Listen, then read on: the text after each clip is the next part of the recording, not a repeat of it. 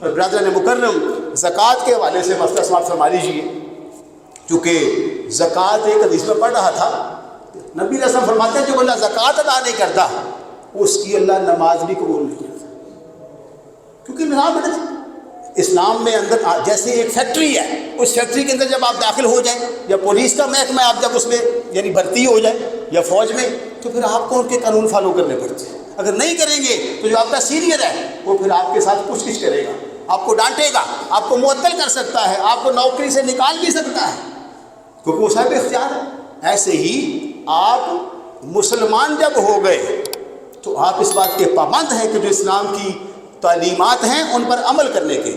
تو زکوٰۃ کے بارے میں آسان ترین بات یہ ہے، ہر وہ مسلمان، وہ مرد ہو یا عورت ہو، جس کے پاس پورا ایک سال، یہ بات یاد رکھیں، پورا ایک سال کون سا؟ قمری، یکم رمضان سے لے کر 29 یا 30 شعبان تک پورا ایک سال ہو گیا، ٹھیک ہے جی۔ 52.5 تولہ چاندی یا اس کی قیمت کے مطابق پیسے جمع رہے، جو اپروکسیمیٹلی 1,30,000 یا 40,000 بن جائے گا، موجودہ ریٹ آپ کیلکولیٹ کر لیں۔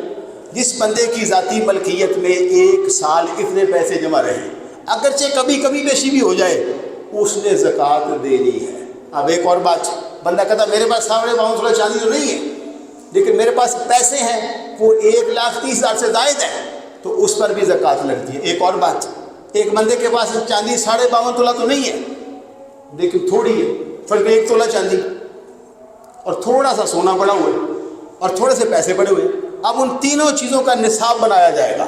اگر ان تینوں چیزوں کی قیمت سونے کی، چاندی کی اور پیسے کی ملا کر 52.5 تولہ چاندی کی قیمت کے برابر بن گئے تو پھر بھی زکوٰۃ ادا کرنی پڑے گی۔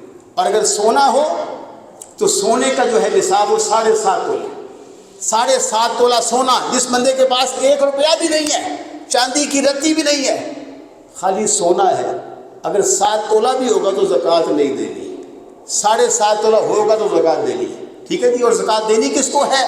نہ ماں کو، نہ باپ کو، نہ ان کے ماں باپ کو، یعنی اصول کو نہیں دینی جن سے ہم پیدا ہوئے ہیں، نہ فروع میں دینی ہے جو ہم سے پیدا ہوئے ہیں۔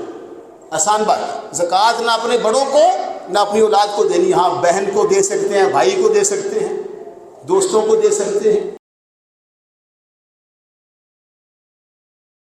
زکوٰۃ سارا سال دی جا سکتی ہے لیکن رمضان شریف میں لوگ اس لیے دیتے ہیں کہ رمضان میں اس کی ادائیگی پر اللہ اجر بڑا عطا کرتا ہے، اللہ ثواب بڑا عطا کرتا ہے۔ تو آپ آج ہی سے اس کو یعنی پلان کریں کہ ہم نے زکوٰۃ ادا کرنی ہے کسی بیٹھے عالم کے پاس، اور اپنی جو ہے نا مالیت اس کو کیلکولیٹ کریں۔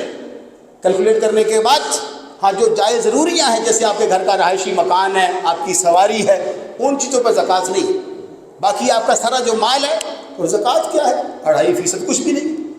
1 لاکھ میں سے صرف 2,500 روپے آپ نے اللہ کی راہ میں نکالنا ہے۔ 1 کروڑ ہو تو صرف آپ نے 2.5 لاکھ روپے دینا ہے، باقی 97.5 آپ کے ہو گئے، اور نہ دینے پر اس پر بہت زیادہ سزا۔ بخاری کی حدیث کا مفہوم ہے، یہی جو زکوٰۃ کا مال ہے معاشر کا میدان ہوگا، سانپ کی صورت میں اژدہا بن کر انسان کو ڈسے گا اور اس کے لیے وبال جان بن جائے گا۔ تو اللہ قدوس کی بارگاہ میں دعا ہے کہ مالک الملک مجھ کو اور آپ کو شریعت اسلامیہ پر عمل کرنے کی توفیق عطا فرمائے۔ وآخر دعوانا الحمدللہ رب العالمین۔